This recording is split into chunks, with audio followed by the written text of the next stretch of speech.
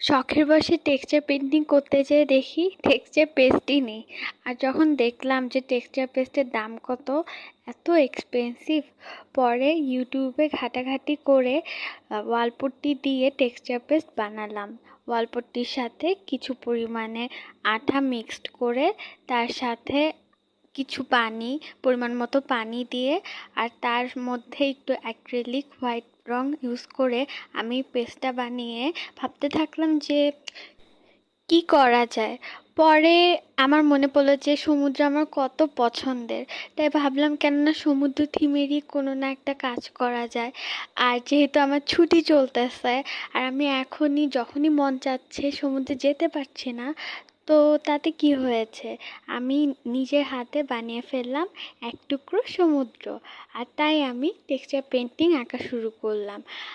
আর canvas না থাকায় দেখলাম যে বাসায় অনেক কার্ডবোর্ড পড়ে আছে, তাই কার্ডবোর্ডে আঁকা শুরু করলাম।